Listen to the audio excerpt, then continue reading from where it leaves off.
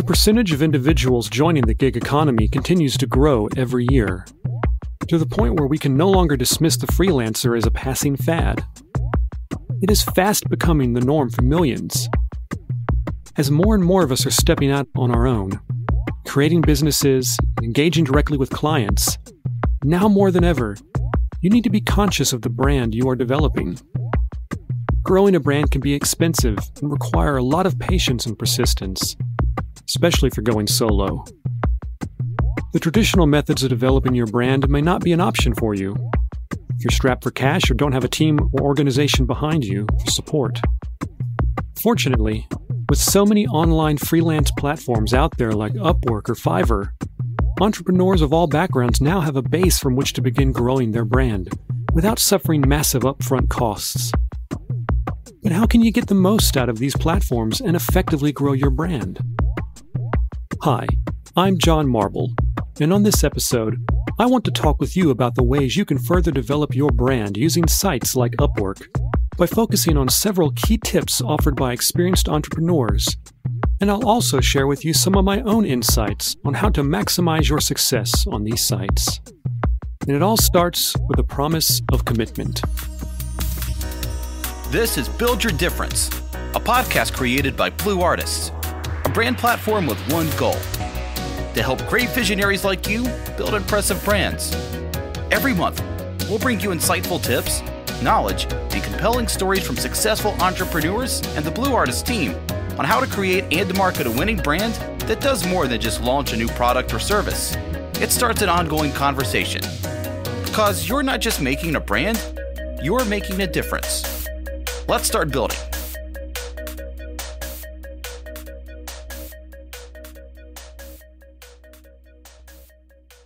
When you join these platforms, you have to be willing to commit. You can't simply sign up and expect the jobs to come your way right out of the gate. In my case, I did my first job on Upwork for around a measly $8. And it wasn't until another 3 months went by that I began getting decent paying work on the site. In the beginning, the results may be disappointing, but you've got to persevere. And this leads me to my first tip from Matt Wilson in his article, Expanding Your Brand, 5 Tips for Successfully Growing, on brandingmag.com. Matt's tip here is, launch soft. It's going to be tempting to shout from the rooftops to everyone and anyone that you're setting up a shop on Upwork. But doing so can easily backfire. Your very public efforts could fizzle before they even get off the ground, with you falling flat on your face while the whole world's watching. And you've just invited them for a front row seat to see your failed attempt at a freelancing career. As Matt points out, the worst thing you can do is spend tons of time and money and be embarrassed publicly. When I decided to pursue a path as a freelancer by joining the Upwork platform, I didn't announce it on Facebook or Twitter. I didn't even tell my friends or family. I quietly focused on creating my profile and getting out as many job proposals as I could until the work started to come in. There's a great quote from Frank Ocean that says, "Work hard in silence. Let success bring the noise." Okay. So let's say you signed up with Upwork and you've got your profile created. You've kept this launch hush-hush, so this means you're ready to freelance with the pros, right? Well, that depends. According to Kimberly R. Barker of the Upwork blog, Personal Branding, Matching Your Public Image to Your Inner Values, you need several things in place to ensure your success on sites like Upwork and that your brand develops effectively. You've got to have a professional profile photo. Yes, iPhone these days can take some pretty amazing pictures, but on this is one photo where you don't want to skimp on quality. In my case, I managed to find a highly skilled, very affordable photographer in my area. In less than an hour, 2 tops, I had some 1 to 2 dozen photos to pick from. Not only will you come across as more professional, but just like how wearing nice clothes can help make you feel better and more confident about yourself, having a professional profile photo can do the same. It's that first impression. Kimberly likens developing a career or business to a party, and your brand is the invitation. And that invitation needs to include, for starters, 3 cornerstone words. Kimberly writes, quote, "Write down 3 words that best illustrate what you have to offer the world. Communicate your values clearly up front so your potential clients and customers know what to expect and not expect from you." Branding, she reminds us, covers not just professional you, but also personal you. Who are you? Be sure and let the world know.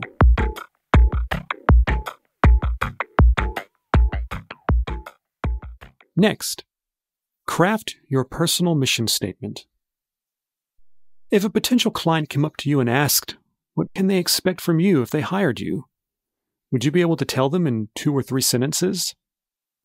If you can't, chances are that potential client won't either, and that unknown will send him or her searching for a freelancer who does.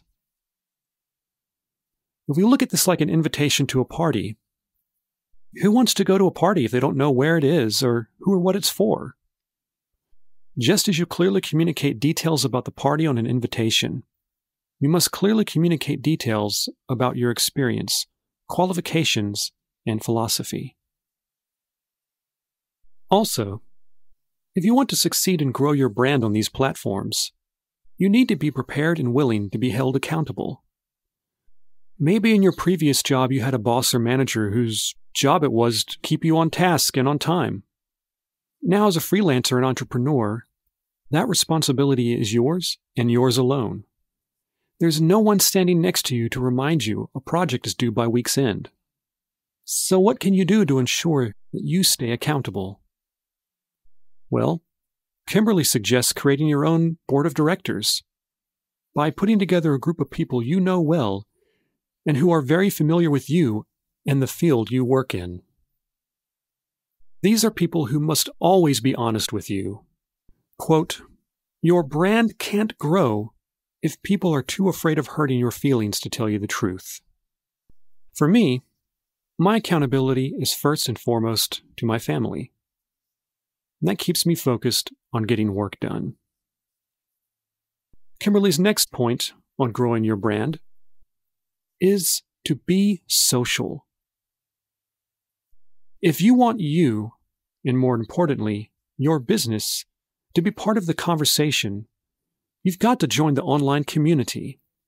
It's not enough to simply create an Upwork profile, do a few jobs, and expect clients to come knocking on your door right and left. Whether it's Facebook, Twitter, Instagram, find the social media platform where your potential customers are most likely to be and engage with them. Because if no one's talking about the amazing service you provide, or if you're not sharing your experiences with the online community, no one else will either. And you'll be staring at your inbox, hoping for that ping that never comes. Kimberly recommends the following. Choose no more than 3 social media platforms, selected based on the demographics of the clients with whom you're trying to connect, and dedicate time in your schedule each week to updating them. And if you're on Upwork or Fiverr, and this is really important, if their platforms allow it, don't forget to include links to your social media channels so your clients can be converted into followers. Want a really great way to highlight your social media presence on Upwork? Well, if you've got a YouTube channel, or permission from a client to use work you've done on one of their videos in the past, you can showcase that video on your profile page. And it's a great way to show potential and returning clients that your presence extends beyond just the Upwork platform.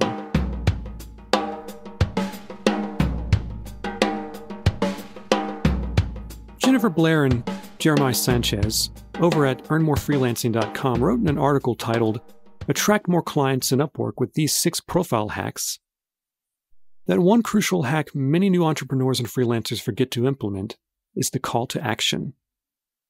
Quote, "Your call to action needs to tell the client the next action to take, without being desperate or pushy. This can be as simple as inviting your potential client to schedule a call with you to discuss project details and expectations. But be sure and keep to one call to action per message. When a client sees several calls to action in a single message, they can feel confused and overwhelmed about what they should do next. So do yourself and your brand a favor and keep things simple. So remember, when you're trying to grow your brand on sites like Upwork, launch in silence without much of any fanfare. Get a professional profile picture taken. Write down your 3 cornerstone words describing who you are and what you do. Craft your personal mission statement. Develop ways to make yourself accountable. Be social. And don't forget that call to action. In her article, Kimberly also offers some advice on mistakes to avoid. And here are a couple that I think are very important. Number 1, don't establish yourself on too many media platforms at once. I made this mistake early on, thinking I needed to be on Upwork, Fiverr, Freelancer all at the same time. And the result? Well, I was stretched way too thin. And my launch at the time was all over the place and disjointed. So it's best to stick to just one platform and nurture that until you're ready to move on to the next. And it's important to do your research on sites like Upwork and Fiverr. While they're very similar, they do have their differences. So think about the service you're looking to provide, or the type of business you're hoping to grow, and compare that to the terms that each of these sites operates under, and then think about which one would pair best with your vision. Otherwise, you risk taking on too much at once. Quality of your work will suffer, and you definitely won't come across as professional. The next mistake to avoid, that Kimberly notes, is violating the 80-20 rule. Now, what is the 80-20 rule? That's where 80% of the content you publish is of interest to your followers, while the remaining 20% is for your own self-promotion. Now, if all you're doing is constantly yelling, "Hey, buy my product," or "Check out my new service, guys," you'll quickly come off as desperate and annoying. And who wants to hire someone like that? When it comes to social media engagement, you have to think of your clients and followers first. What do they want to see and hear from you? And so there you have it. If you stick to these basic tips as you're starting out, you'll be on your way to successfully growing your brand on sites like Upwork. If you'd like to read more from these articles and learn more about growing your brand on freelance platforms, you'll find links to the articles in the show notes. And be sure and follow us here at Blue Artists as we prepare to launch a new service, one that we're incredibly excited about, that will help you to build your brand and realize your vision even better than before. I'm John Marble, and this has been Build Your Difference.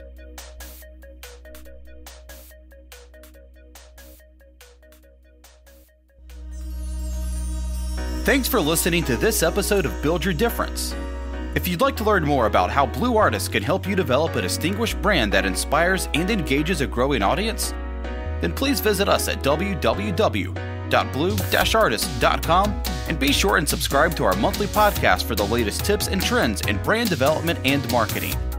And remember, you're not just making a brand, you're making a difference. Start building yours today.